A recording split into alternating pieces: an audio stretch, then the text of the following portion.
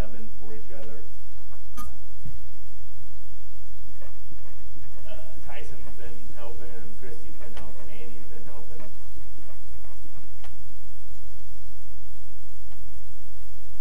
And then how many have we had that come back? Hard to say that for sure. I don't have that specific data. Since July, we've had 34 staff members affected somehow. Maybe they took one day off to stay home with their kid that was sick or quarantined for a while. But 34 staff members have talked to Janelle about a day off or something like that. So since July. So they've either been positive, isolated, had a family member where they've had to quarantine, or a sick kid, they're waiting results, or they were sick themselves and they quarantined while they waited for results, but then they were negative, so they're back, that kind of thing. So we're not keeping track of that. Not keeping track of what? The ones that have left under quarantine and now the quarantine's up after 14 days and they're back. We do have the list of people that are in that situation, but everybody that's been quarantined has come back. Everybody that's you're isolated for 10 days, and after 10 days you come back, quarantine for 14 days, and then after 14 you come back. Right. Now, we've had some that it's extended. You're on the quarantine list for a little while, then you move over to the isolation list and or back, and then we have a handful, if they inform us, if they've been tested positive, now we kind of know since school started, but there's a time frame there where we don't know if have any information.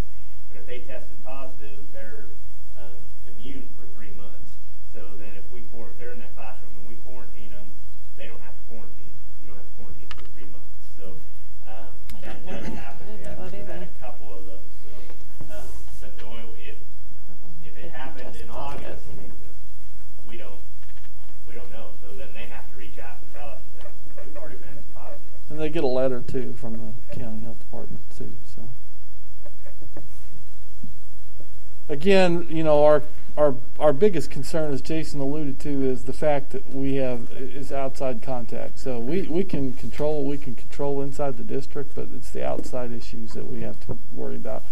The Harrisonville School District, of all 10 of the Cass County schools, we have more than twice what the other schools do, and it's not. And we're talking Belton, who's doing the exact same thing that we are. So that's a big concern for us. One of the actions we took on Monday was to close our property essentially to outside agencies. We just can't monitor what they're doing. If you drive by and you see there's a lot of people without masks, not social distancing, and so we continue to have those concerns. And we understand we can only make recommendations on outside things. We can't control that. We can control what's on our property. So we're going to do a better job of that. And I know that I had several contacts that were not real happy with that, but unfortunately, we're trying to keep kids in school as much as we can. So, well, bottom line, that's it. Education, safety of the kids, and education is first. Mm-hmm. Everything else is an amendment to or an addition to. And we've been, pretty fortunate in comparison with our activities that it hasn't went through them. We had one at the high school that got into a club and an organization, but they had some limited people there, so it was a smaller quarantining group. Again, those steps are just, in my opinion, those are just layers of protection.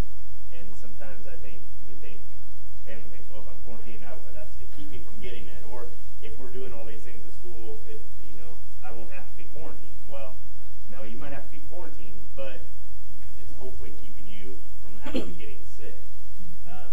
Because the masks, the barriers, all that kind of stuff doesn't matter when it comes to quarantining. However, I think it does help with the actual transfer of the virus. There was some contact with the county superintendents yesterday about pressing the county to, at one point this summer, we were told that if people were all properly wearing their masks and were within close proximity, that even if one was positive, that the other would not have to quarantine. And then they reversed course on that. There's going to be a push from the county superintendents to try and get that back into place. Johnson County, Kansas, has put that into place. So that's not. It's my understanding that is not the CDC recommendations, but there is a strong push for that. So we're going to try to. That would help our quarantine numbers. It wouldn't help our isolation numbers, obviously. But if people were properly wearing their masks, then that would reduce the quarantine issue. We've talked about having to, if we don't have a sub and we are out of people that are available to sub, quarantining a class temporarily with the teacher. That would most likely be our next step. If we just can't staff the buildings, we would just have to take the class as a whole and tell them they're going to be virtual for 14 days.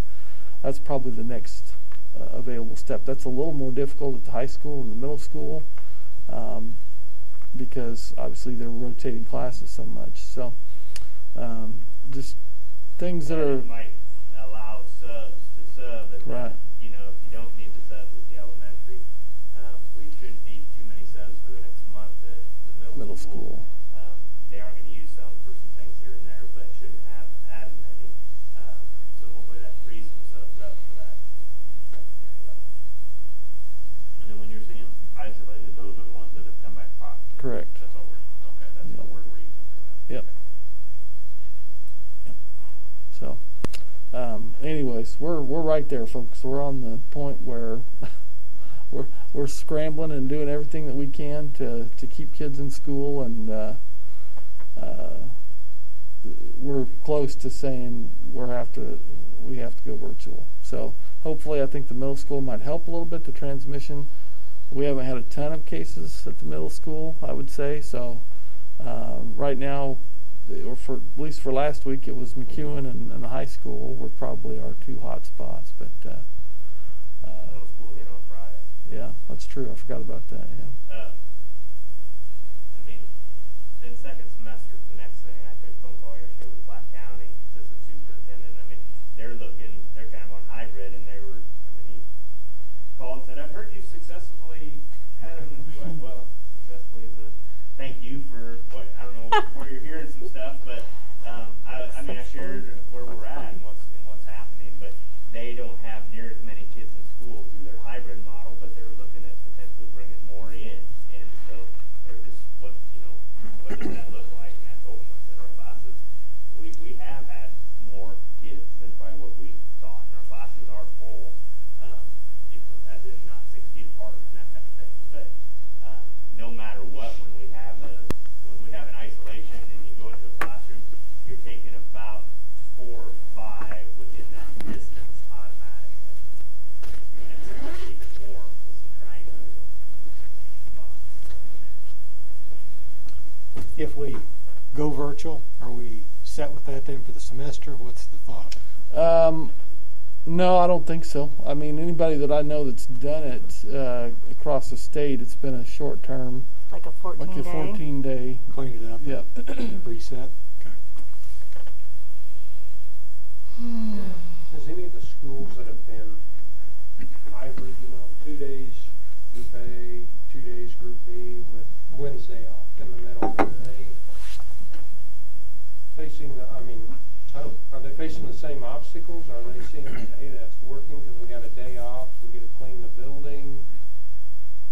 Well, so the RAPEC is that way, and it's only in their secondary schools, so their middle schools and their high school, and so their rate's lower than ours. So that's. I would say my comment on that, but what I see from that, it's not cleaning the building. We disinfect every night, whether there's a case, no case, whatever. Yeah, it's outside That's transmission. not gonna change. Yeah, it's outside What transmission. will happen is you're limiting 1 day of potential exposure. Yeah. And so when you contact trace, you go back 2 days from the day of last exposure. So, and I had this conversation with Paul yesterday, even at our middle school and high school, we're limiting our transitions and some of that, but we have A, B, A, B, A, B. So if they had symptoms on Saturday and you go back to Thursday and Friday, you got to trace both days. So you had the same amount of exposure as you did over those 2 days. Now, if that teacher was just, or that kid was just in school on Friday, then you just have to trace Friday, and so then you just get half. But if they were in school both days and didn't have symptoms until a certain day, then you're doing both. So there's potential where we're going AA, B would help sometimes. You're also always going to have where A and B are back to back, at some point. But what do you do? I mean, elementary is going to be the same no matter what. Elementary is a little bit smaller numbers usually, honestly, than the middle school and the high school because of the multiple classes. So at what point, so if a person starts showing symptoms today, how far back do you have to go back and do the contact tracing? 2 days. 2 days. So you was from their onset of symptoms. So even if you tested positive 5 days later, but you showed symptoms today, you'd still have to go back 2 days before the We won't symptoms. know about that you showed symptoms today and you were tested positive until a week from now. So that's why some quarantines, like this last set of quarantines from the weekend, they're up this Friday because it was so long into the immunity system, the 10 days or whatever, before that information came back. But we got to go back on those kids those 2 days prior to symptoms onset. Or if there's no symptoms, positive test. So what's going to be the tipping point where you decide, okay, this is it. We're going to have to change how we're doing things. What is going to be that standard? And that's a good question, Nancy. We had that conversation on Monday. What is the metric? I'd say Monday was probably as close as we've gotten when we start subbing out of central office. Fortunately, we had 2 teachers come back off of that. And so that probably, this week was really concerning until those 2 came back. That helped quite a bit. So Rules change on a regular basis. Yeah. We're hoping that we get through this week, and then we'll see. I think the middle school I think that group being separated will help. I can't emphasize this enough. I'm more concerned, just as Jason alluded to, about outside activity than I am inside activity. But we will try to find ways inside to limit exposure. As Jason alluded to, the hybrid model, is something that we've talked about. So next time we have our admin team together, that's something we'll explore a lot more in depth. And it changes fast. So yes, those 2 saved us because they came back on Tuesday. They were quarantined on Monday, but last night was Tuesday night, right? So last night we added 2 more for today. So we're right back to where we were on Monday, but we could have been 2 more, So and the phone can go off at any time. Sure. And you have the next 2, so you can't plan for it.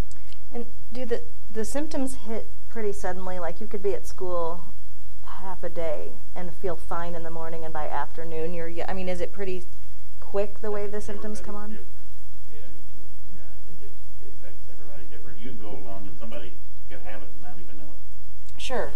But when they show, that's what I'm just curious, when they show symptoms, is it I think it's just like the flu. You get some of people, they have a fever, they have symptoms, but some people are asymptomatic, and you don't even know they have it until they have a positive test, and that's why it's so dangerous. And I think what people don't understand is, because I think there is some myth out there that there's a lot of asymptomatic people. We don't have a lot of asymptomatic people because the health department wasn't testing asymptomatic people for a while. You had to have symptoms before. Now they'll test anybody. That started that this week, but anything that we had previously was all symptomatic people that we're testing. So I think what's more complicated now, again, I am not a doctor by any means, shape, or form. Didn't even sleep at a Holiday Inn last night.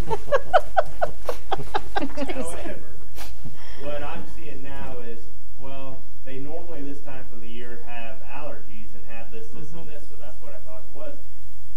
But then, so that started a week ago, but then it seemed to get a little bit worse, or was just a little bit different than what we thought. So now we're going to get tested, and now we're going. Lene is home today because she had a temperature this morning and a headache,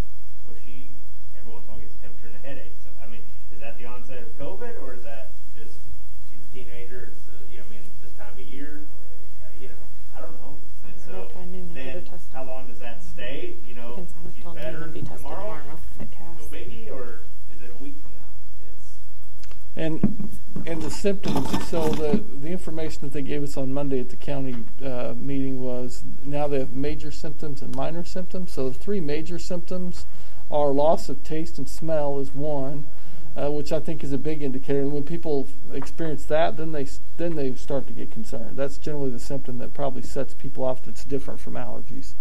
Then of course trouble breathing is the second one.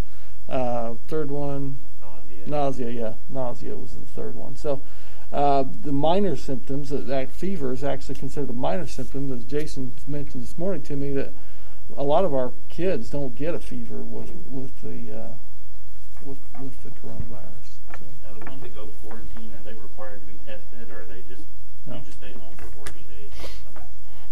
So they're not required to be tested. Nope. Okay. And we do have people that go out and get their kids tested when they're quarantined, and that's fine. That's unfortunately because they were exposed, and the incubation of the virus is 14 days. They still have to stay home. So. And what's the No, condition? because you can show symptoms When on it was really sick. the day that It's up been until released as 14 far as I know. days. I just did it for peace of mind. That's good news. You know, Paul, you mentioned about outside activities, and I just want to bring up the fact that at one of our breakout sessions for MSBA, it was entitled COVID-19 and the Aftermath.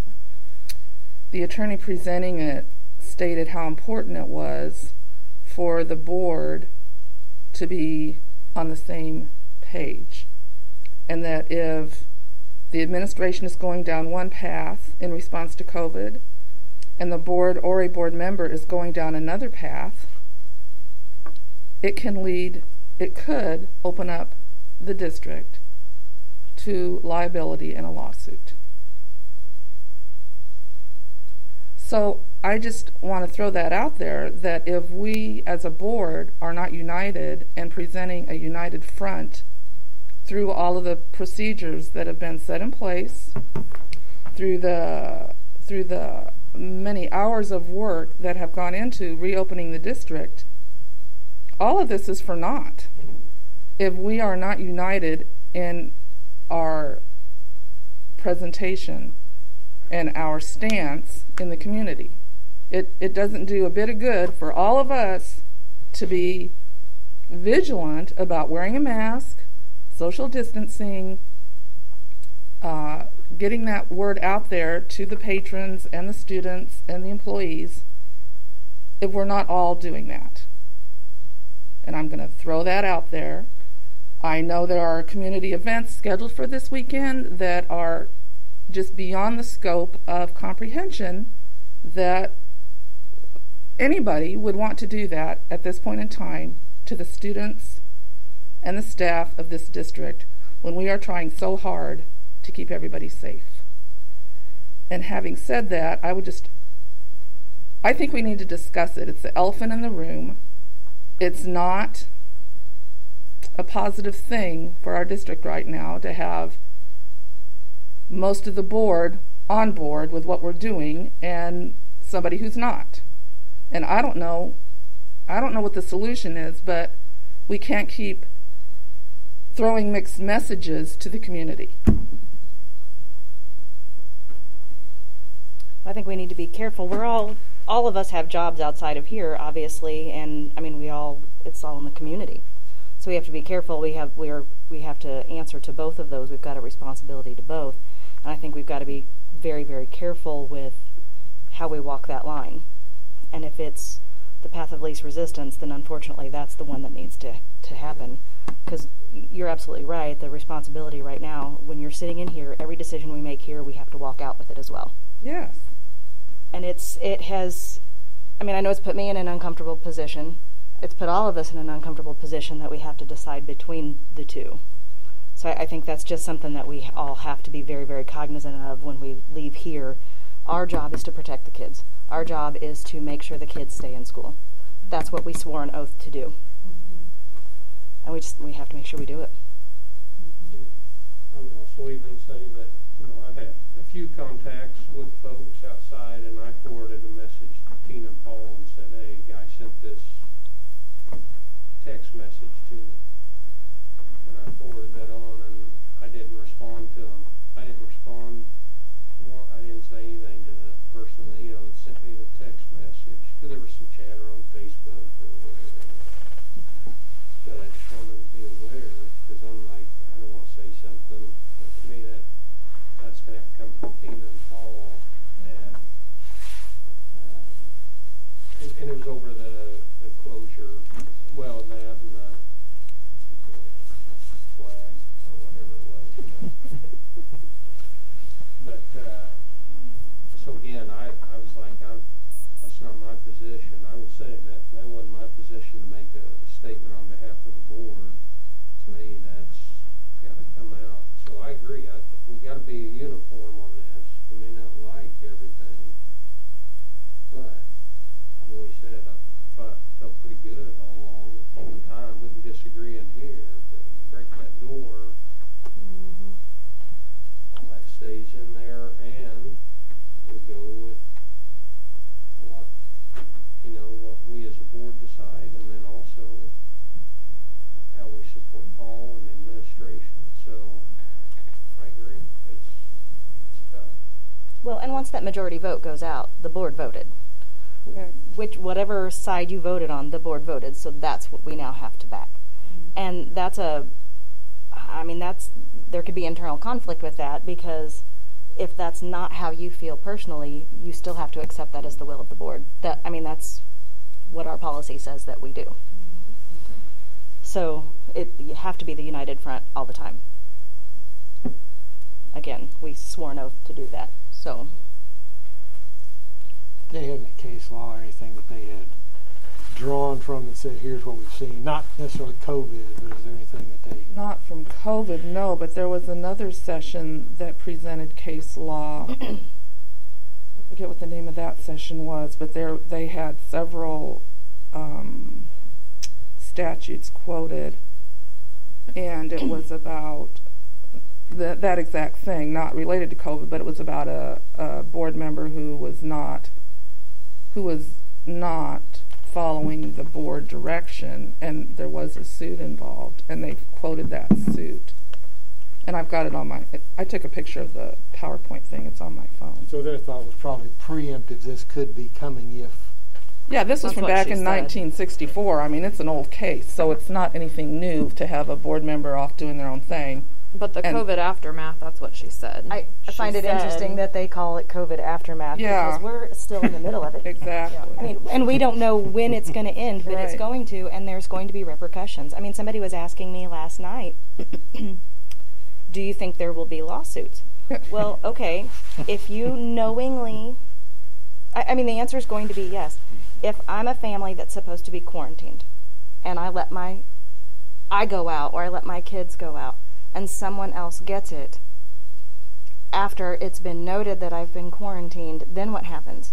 And we don't know yet, because we're still in the middle of the pandemic. This is our first pandemic. We don't know. But there will be an aftermath. There will be. Yeah, the aftermath session was really good, and I know that she put the PowerPoint slides up. They're up, aren't they? I'm pretty I sure don't they're know. up. I didn't look at Yeah, that. we can I get think the, most of them Yeah, are, yeah. I'd like to see. Think that I'm sure that they recorded that session, and I think it'd probably be good if everybody watched it. I don't know when they're going to put all of that up, but we can email them and ask. I would guess they've got most of them up by now. Well, the case that was quoted was from 1964, and it said a public officer owes an undivided loyalty to the public whom he serves, and he should not place himself in a position which will subject him to conflicting duties or expose him to the temptation of action other than in the best interest of the public. So that is just case law that's already out there from 1964. And at the end of the day, it doesn't matter what our personal beliefs are about how COVID hits, what it doesn't hit, whatever. We have rules that we have to follow. The CDC and the health department have things that they've told us that we need to do. Right. If we can choose not to do that, because they don't govern how we act. They don't govern how the school responds. However, if we don't respond the way that they have indicated we should, the aftermath is where that's going to set in. everybody's waiting for things to go back to normal. It's not going to. It's not. So we need to be on top of it as much as we humanly possibly can to avoid some of that aftermath. And to support the district. I mean, And that's so- why exactly. we were elected, to Exactly. support the district, not a fringe group over here, not 3 people that are in your ear all the time over here. We were elected to support the district. Yep. All right. Anything else on the reentry? We have another unfilled just popped in. Oh my God. Another what? Another unfilled. They're asking Oh. us in, so. We have 3 today. 3 new. 3 new. One of them doesn't have a class, so I thought. Good. One last question, closing down the outside activities or what? I know at one time you're still didn't we lock the track down or something like that, what we're doing Yep. then? Yes. Yep. We locked the turnstiles. So. Okay. So what, I guess I didn't even know we were still allowing outside activities. So what areas were being used? The gyms and everything? No, it was outside. It was Oh, outside. Mm-hmm. Okay, Fields, okay. Gotcha. track. Football stadium. So Yeah. that'll affect like the youth football, right? Yep. Yep. Pee wee football or whatever. Okay. Well, I mean, I try to watch, and I'm in, all of us are in some of those positions, but my Sure, daughter middle plays school. soccer. No, I'm not sure. We had practice at North Park last night. I sat by myself out in the middle of nowhere. Kids pretty much social distance. Coaches, however, don't wear masks while they practice. Our coaches do. My understanding is Right. our coaches have masks. There's a softball game going on at the same time. Our softball, we don't have bleachers. We bring your own chairs and you sit in your groups. And that's where it's been when I've gone to our soccer games and stuff like that, other places and here. But all that softball was going on. Coaches were not wearing masks, and their bleachers were full, and people were in chairs, and it's a group of people. So those types of events run by somebody else was Right. happening on our property. When we were having our own stuff, here's our guidelines of what you're supposed to be Yeah. doing. What it should be. It's not 100% sanitizing. Should be wearing your mask. Right. You should be social distancing, and you should be following those. And we can And mixing cords. oversee that. When on Tuesday and Thursday nights, when every football field is jam packed, and there's more people here on a practice night than what we're allowing in our stadium. on Is that Friday night right? for a ball game. Oh, good grief. It's crazy. You know, those It's types crazy. of activities. There's more people on a Saturday afternoon than what we're allowing. Huh. Okay. Well, So that makes that's sense. what- Okay. And the other thing is that's a perfect example of where Grandma and Grandpa come to watch me play, Mm-hmm. and then Monday, oh yeah, they're sick, or my aunt came and I hugged them because they came watch me play my game. I know we can't control that, but at least don't do it on our property where we're controlling everything else that we're trying Right. to control. Exactly. Puts us in a tough spot. It does. It does, and I would like for nothing more than for things to go back to normal for these kids, for us. I mean, I think everybody's kind of losing their minds a little bit. You can see it when you go out in public. I mean, you can see it. People that may have been on the edge before, close on the edge, they're a little over the edge now. People that weren't there are on the edge now. I mean, I think we're all up that. It's very, very stressful because nobody knows what the answer is. We've all had to sacrifice things. We've all had to give up things. We've all had to make adjustments, and some of those are impossible to do. I mean, how do you decide if you have to stay home with your kid and you have to work? How do you make that decision? But we've got people all over the country that are having to make that decision. I don't want that to be here. One more data point just to think about too, not 100% factual. You take a family of 3 or 4 kids and maybe a teacher and or 2 teachers, you're looking at potential 10 weeks at least of potential quarantining time frame if you don't all get sick at once. And Right. you have some isolated, some quarantined. That's why dates are changing all the time because they say I can't not be around my kid at a certain age. So then my last exposure is going to be at this, and now I'm going to be quarantined from them. They're going to be fine, but now I'm quarantined, and now my other kid can't be around me. But now I get sick, I become isolated. I have to take care of this kid too. Well, a family unit is Yeah. not going to quarantine Right. separately. They just are not going to do that. That's impossible. Yeah. And we've had that scenario happen, and it happened this summer to one of our high school teachers. So they just kept going throughout the family. So we might have that now. So, Gosh, it could be never. I mean, it just seems never ending. I'd like to just comment on our staff. I think they've done a fantastic job. I look at two things in particular. Our teachers, if you look at and see what they do virtually, and I know Jill's got some pictures of teachers teaching virtually because they're quarantined or isolated. They're doing a fantastic job, and it just makes it much easier for the sub when we get the subs to fill, because they can just facilitate, but you've got the teacher that's actually there on the projector and it's teaching the class, so it makes it really nice. And they've done a fantastic job, and it's difficult. I mean, sometimes even though the teachers that are here, if they've got a few kids that are quarantined, then they have to teach those kids and these kids, and they've really done a fantastic job. It's very, very stressful. And I'd also like to mention our middle school, Mr. Grantham, and that staff have done just a fantastic job of preparing for what's going to happen next week. Jason and I have had to do very little. They had a plan. They met. Their leadership team coordinated it. They really have done a good job with this. So. And it's going to be down 30 days? 4 weeks. Yeah. Our nurses also, I just want to put a plug in for our nurses, because they're in the middle of this, trying to track. They're doing, I'm kind of helping with whether they're isolated or quarantined. Tony and I are keeping track of that. Our building nurses are keeping track of symptoms. I mean, all kinds of different things going on, just trying to help, and be a nurse. And because there's a lot of questions when people are calling, and what do they need to do? People don't understand. And there's a variety of sicknesses out there. Plus, there's all the regular stuff that normally they have to take place. The diabetics and typical medicines and stuff. Sometimes you're in those buildings, it's crazy the line and the amount of people that our nurses are dealing with on a daily basis.